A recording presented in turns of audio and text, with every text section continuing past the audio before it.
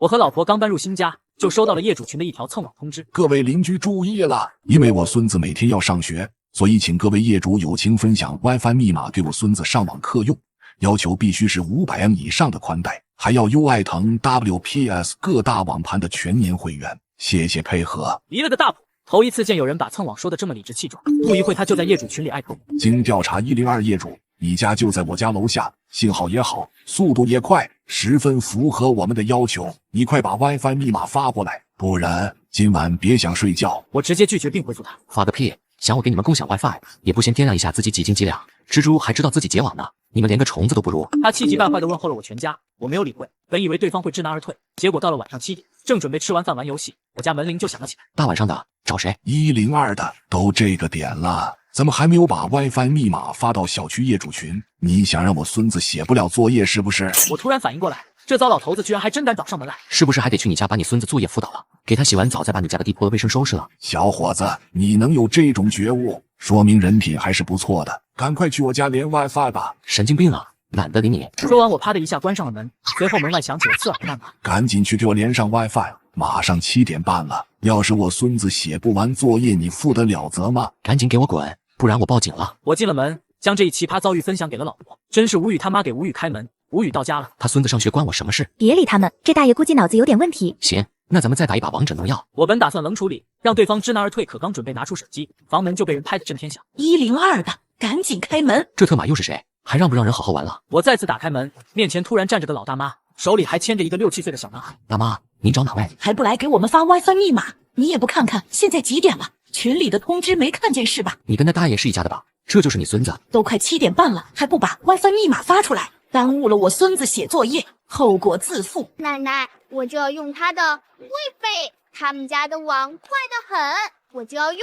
这一家子肯定有什么大病，我懒得跟他废话，啪的一下关上了门，随之传来的是不堪入耳的谩骂声，是大妈的声音，大概也就10几分钟的样子。大妈骂骂咧咧的走了。这一家子真奇葩，蹭网还这么理直气壮。别理他们，或许明天就不敢来了，反而希望他们明天继续。我倒要见识一下，这对颠公颠婆还能玩出什么花样。第二天晚上7点，他们果然来了，只不过这次来的挺整齐。你怎么还没发 WiFi 密码？有事吗？你呢？废话，都快7点半了，肯定来要 WiFi 啊。对了，有没有按我的要求提前把优爱腾会员也充了？我警告你，要是耽误了我孙子学习娱乐两手抓，你倾家荡产都赔不起。这都什么奇葩东西，简直是丧心病狂！你们再不走我就报警了。说完我们俩关上大门，惹不起我还躲不起吗？你孙子要睡觉，我就不信你能一直跟我耗。102的，你还是小区里第一个敢拒绝我的，咱们走着瞧。我通过猫眼亲眼看着他们带着孙子离开，可没过一会，物业就找上门了。毕先生，我劝你还是别和他们对着干，这对颠公颠婆你惹不起。这样吧，一会我带你去跟他们道个歉，今天乖乖的把 WiFi 密码发给他们，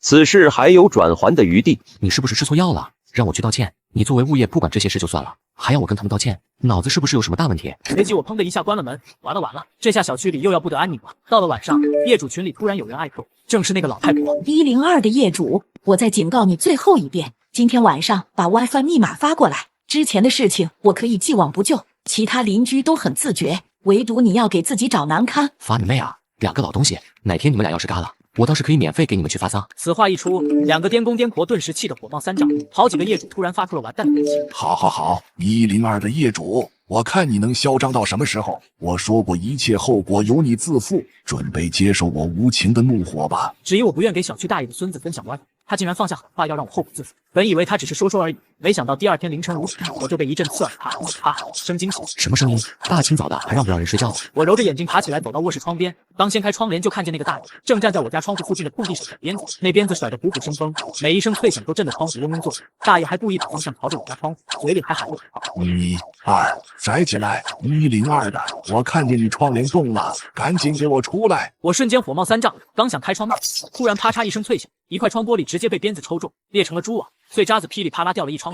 老婆被这声响吓得尖叫一声，缩到了床角。妈呀，玻璃碎了，他这是要杀人啊！我看着满窗台的玻璃渣，抓起外套就出了门。你个老东西，你甩鞭子就甩鞭子，抽我家窗户是什么意思？玻璃都被你抽烂了。谁让你不给我孙子 WiFi 的？这玻璃是他自己不结实，跟我有啥关系？我在公共区域锻炼，你管得着吗？公共区域，你在居民楼窗户底下甩这么危险的东西，还戳烂了我家玻璃，你还想耍赖？周围被吵醒的邻居也围了过来，有人小声议论说大爷这行为太危险，可大爷梗着脖子不认账，还反过来指责我。是你先得罪我的，我孙子上不了网课，我还没找你算账呢。一块破玻璃值几个钱？大不了赔你50块。我被他的无赖态度气得发抖，当即就要报警，可还没掏出手机，物业就匆匆赶来了。毕先生，你还是别和他计较了。这大爷年纪大了，你多担待点。玻璃钱要不我帮你协调，让他赔你200块。你也别报警了，传出去影响小区声誉。协调？他这是故意损坏他人财物，还危害公共安全。你们物业不管，我自己找警察管。物业见我态度坚决，只能讪讪地劝大爷，可大爷油盐不进，最后只丢下一句要钱没有就扭头走了。我憋着一肚子火回了家，看着碎掉的窗户和吓得脸色发白的老婆，心里的火气更旺了。你们想跟我玩阴的、玩狠的，那我就奉陪到底，看谁先扛不住。第二天一早，大爷果然又准时到窗户底下手工，这次他还特意换了根更长的钉子，拽得更起劲，甚至故意往我家没碎的窗户上。但他不知道，我早就悄悄出了门，直奔他家而去。你折腾我的窗户，我就折腾你的宝贝孙子。为了不连累老婆，我把他送回了他父母家暂住一段时间，准备和这2个老登来一场打持久战，看到底谁先支撑不住。毕竟他昨天刚甩鞭子抽烂我家玻璃，肯定不会善罢甘休。第二天一早，大爷依旧5点钟来敲我家的门，然后在我卧室窗户底下继续使鞭子。但大爷不知道的是，我其实根本不在家，我早就悄悄去了他家，用力敲响房门。敲完门我就扯着嗓子喊，他家刚好是转角户型，不会影响其他的邻居。202的小屁孩该起来上学了，再不起床就该迟到了。砸完门我立刻离开。不一会，老太太精神恍惚地走了出来，四处看了看，没发现人，直接开骂：“谁呀？大清早的不睡觉，还有没有公德心了？”而此时的我早就躲在楼梯间看热闹，看着老太太破防的样子，真憋不住笑。你也配说公德心3个字？想折腾我是吧？看谁熬得过谁。老太太发现门外没有人，刚准备进去，就听见孙子从屋里传来了声音：“奶奶，才5点半，你就叫我起床，人家还没睡醒呢，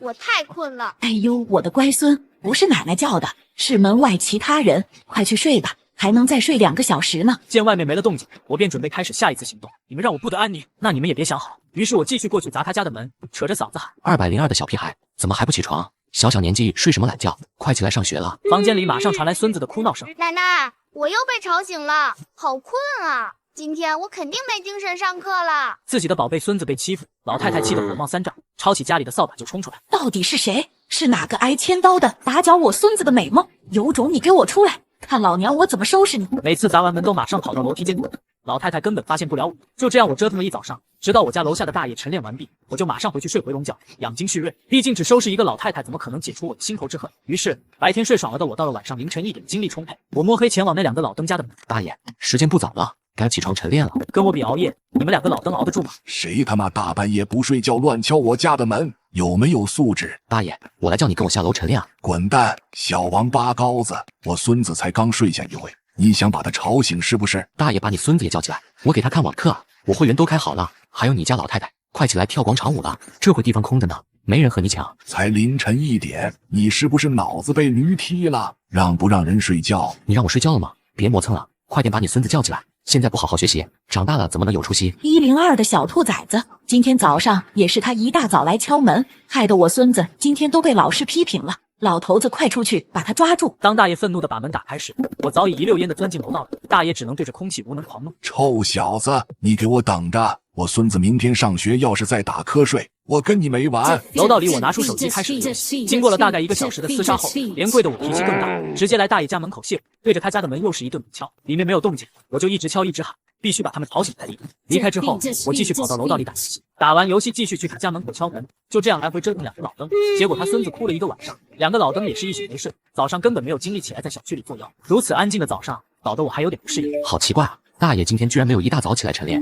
还真是我一觉睡到了大天亮，楼下一点声音也没有，到底怎么回事？我操，我5点就起来等着了，可大爷竟然没起来锻炼，那特么我不是白起来了吗？但我的目的还没有达到，绝对不可能就这么轻易的放过他，必须给他们一点教训，让他们彻底不敢作妖了才行。就这样，我每天凌晨去他家敲门，一连敲了7、8天。本来这2个老登年纪就不小，哪经得起我这么折腾？没多久，大爷就报警了。警察到了之后，大爷对着警察一顿诉：“警察同志，我就让他帮忙分享一下 WiFi 密码，方便我孙子做作业。他不但不帮忙，还每天晚上来敲我家的门，不让我们睡觉。”就是啊，警察同志，你看我眼睛上的黑眼圈，还有我孙子的，我们都1个星期没睡好觉了。昨天我孙子期中考试，直接从全班第50名掉到了第52名，下降空间不大，有待进步。废话，我孙子全班就52个学生，原来是全班第50名，现在直接倒数第一了，你让我孙子将来在班上怎么抬得起头来？合着以前倒数第3就能抬得起头了？死小子，你说什么？你们先不要吵，有什么事不能好好说吗？非要闹得大家都不愉快。于是乎，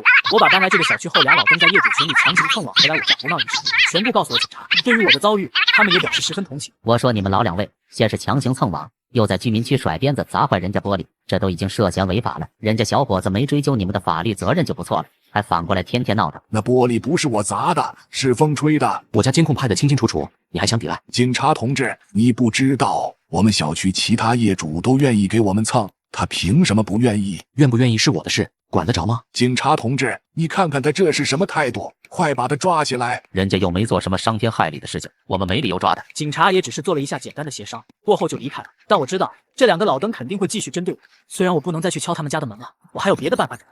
我知道这两个老登爱占便宜的，于是找了几包包装印着外文，看着特高档的进口养生茶包，其实是我特意买的超量决明子加大麦茶包，还在外包装贴了免费试饮，今日待取的纸条摆在我家门口显眼处。这滋补茶喝了保准让他们通畅到底。果不其然，没一会儿就传来轻手轻脚的脚步声，老登夫妇凑到我门口，看见茶包眼睛一亮，也没细问，直接揣进衣兜就溜回了家。我躺在沙发上刷着手机，就盼着他们赶紧上门算账。到了晚上，急促的敲门声终于响了，比上次还凶。102的，你安的什么坏心？赶紧开门！我假装猛猛的拉开门，大妈这是咋了？脸都白了。都怪你的破茶包！我们全家泡了喝之后，从下午到现在一直在厕所蹲着呢。老头子现在腿都软得站不起来了，快赔钱！茶包那是我朋友寄来的试用品，我还没来得及拿呢，怎么到您手里了？你放门口不就是让人拿的吗？我替的代取是等我自己取啊，您这是私自拿我的东西吧？老太太反应过来自己又被坑了，憋得脸通红，张了半天嘴说不出话，只能跺着脚骂骂咧咧的走。我反手给那决明子茶包的店家点了5星好评，这通电效果简直超出预期。后来听邻居说，他孙子拉的整个人都蔫了，老登更是在床上瘫了3天，下床都得扶着墙走。得知这结果我挺满意，本打算暂时歇手，可这俩老登偏要作死。那天我刚打开门，发现房间门口被堆了好多垃圾，臭气熏天的，我差点没直接晕过去。不用想，肯定就是那两个老登干的。好，这么晚是吧？我将门口的垃圾全都清理干净后，开始在楼下排查。两个老登家里不可能有这么多垃圾，肯定是在小区垃圾桶里翻出来的。但小区里又不是只有这两个老人，还有别的老人，恶人就得恶人磨。经过我的观察，我发现这两个老登每天早上都会来楼下的垃圾桶将垃圾都倒出来，然后装到一个大袋子里，再运到我家门口。跟我玩脏的，我也跟你们玩脏的。经过我这几天的观察，我终于发现了一个爱收集旧纸箱的老太太。那两个老登一大早就把垃圾桶清空了，纸箱都被他们捡走了，他怎么可能捡得到纸箱？于是我将那两个老登放到我门口的垃圾简单分了分，把里面的旧纸箱都挑了出来，抱着送到了那个老太太的住处。老太太，这些旧纸箱给您，您攒着卖钱用。谢谢你啊，小伙子，你可真是个热心肠。这老太太通情达理，肯定能为我所用。老太太，最近旧纸箱是不是不好收啊？我看您这几天都没捡到多少。是啊，奇了怪了，以前垃圾桶里每天都能翻出不少纸箱，这阵子愣是见不着几个影。我马上将捡不到纸箱的事全部推锅给那两个老登，还特意添油加醋了一番。不这么说，老太太哪会愿意帮我教训那两个老东西？你不知道，这小区新搬来两个老家伙可不要脸了，说小区垃圾桶里的旧纸箱全是他家的，谁也不准碰，不准拿。好多邻居想捡点纸箱卖零花钱，都被他们骂走了。什么？我老太太在这小区捡了5、6年纸箱了，还没人敢跟我抢地盘呢。小伙子，你告诉大妈是哪家的，我去跟他们理论理论。走，我带你去。您可得小心点，这家人凶得很，我平时都不敢靠近他们家门口，有您在我才敢去的。我带着老太太来到了那两个老登家门口，就是这家，他们天天一大早就蹲在楼下垃圾桶旁边守着，一有纸箱就全翻走，连个小快递盒都不留。好啊，怪不得我最近连个纸箱影子都见不着。小伙子别怕，有大妈在呢，大妈一定帮你好好教训一下这家人，让他们知道规矩。说完，老太太就开始疯狂敲那两个老登的门，嗓门大的整栋楼都能听见。赶紧滚出来，霸占公共垃圾桶里的纸箱，还要不要点脸了？我马上躲在楼梯间隔岸观火。该说不说，这老太太战斗力是真猛，一个人对着屋里骂，俩老登还嘴都占不到上风，没一会儿就被骂得快哭了。果然，只有老人才知道老人的弱点是什么。我警告你们，要是再敢去垃圾桶那抢纸箱，我就把你们堆得破烂全给你扔回你家门口。再闹大了，我就找社区来评理。两个老登在屋里头点了和小鸡啄米似的，连声应着不敢再抢。老太太出完气，才昂首挺胸的走了。我马上追到楼下，开始对着老太太吹彩虹屁。爸妈，您真的太厉害了，我好崇拜你啊！以后我家的快递盒、牛奶箱全都攒着送给您。谢谢你啊，小伙子。大妈也就是帮街坊邻居出个公道，举手之劳而已，不用放在心上。那哪行啊，必须得给大妈点回报。以后我帮您留意着小区里的纸箱。就这样，这两个老登再也不敢去搬垃圾箱里的垃圾堆在我门口。但这两个老登消停了没几天，就又开始作妖了。这天我正准备开车出门，忽然发现车门上多了几条划痕，还有被利器砸过的痕迹，让我马上想到肯定是那两个老登干的。但出于谨慎，我还是去了物业办公室调取监控。毕先生，不好意思，我们车库的监控这几天升级程序，暂时调取不到相关的画面。查不到是吧？好，你们等着，跟警察说去吧。我立马掏出手机报了警。警察到来之后，物业人员马上紧张起来，并迅速调查录像到底是什么原因消失的。经过调查，是一个姓吴的员工私自删除了录像。幸好警察在，物业才乖乖的拿出来了录像备份，不然还不知道要踢多久。监控画面显示，一个6、7岁的小孩走到我的车跟前，用力起来回一下，然后又拿起好几下，砸完之后朝身后看了看，仿佛有大人在背后。通过那么多次的交手，我很快就认出来，这小孩子就是那两个老登的孙子。这件事，你们物业必须得给我一个说法，为什么录像会被删除？还有这个砸车，到底要怎么处理？毕先生，经过我们调查，小吴是他们的一个远房亲戚，这个房子就是小吴当时推荐他们买的，我们一定给你一个交代。弄清楚了事情的缘由，警察将我们所有人带去了警局。那俩老登还一副无所谓的姿态，他就是在那边逗自己的孙子玩的，没多大事。我的车被你孙子划了好几道口子，还有砸痕，你们打算怎么办？不就是一道口子吗？那是我孙子不小心划的，难道你一个大男人还跟一个小孩子计较？就是小孩子知道个什么？这么小的年纪犯错是很正常的。你小时候没犯过错吗？真是的。没问题啊，我也没让小孩子承担，小孩子犯了错找大人承担责任就行了，你们赔钱吧。补个漆不就300块钱吗？你怎么这么小气？自己报保险吧，我都懒得去银行取。就是这么一点小事，还犯得上把我们叫到警察局里来吗？自己处理不就行了？直到此时，这俩老登还在嘴硬。一旁的警察突然说道：“大爷大妈，你们是孩子的家人，他犯了错肯定得由你们来承担。至于多少钱，需要将车辆定了损才知道，并不是你们随口一说是多少就是多少的。”此时我也不想多说废话，直接拿出定损报告单开始报价。定损已经出来了，补漆5个面一共5万块，外加里面被破坏的电路总成、车灯以及车辆的贬值等等，全套下来一共需要50万。听到定损结果，两个老登的嘴张得老大。什么50万？50万都可以买一辆新的了。你那破车最多值30万，50万买完还能剩20万，你敲诈我啊！想钱想疯了！警察同志，赶紧把他抓起来！敲诈到我们老头老太太头上来了。我把手机上的定损单递给警察，看了看上面显示金额确实是50万。是你们自己见识短，谁告诉你们我的车只值30万了？你们自己上网查一查，我这可是价值300万的遥遥领先。完了完了，把我卖了也赔不起呀！要钱没有？要命就这一条拿去吧。说完，老登就开始在警局撒泼耍无赖，坐在地上哭。我们2个一把年纪了，去哪里拿这么多钱啊？我们看病都需要钱，钱全给你了，我拿什么看病啊？耍无赖没用，我不想管你们，到时候保险公司会找你们的。要哭跟保险公司哭去吧。我选择了代位追偿，保险公司把50万赔给了我，转身就去了老登家，任凭两个老登撒泼打滚，在保险公司面前就是一点用都没有。他们必须把钱拿出来，保险公司才肯放他。最后他们逼不得已只好将房子卖了，恰好这些年房价大跌，他们当初100万买进，现在刚好只能卖50万，全部赔给我之后只能卷铺盖滚蛋。最后在小区邻居的目送下，俩老登带着他的宝贝孙子像过街老鼠一样默默离开了小区，而我则成了整个小区的英雄。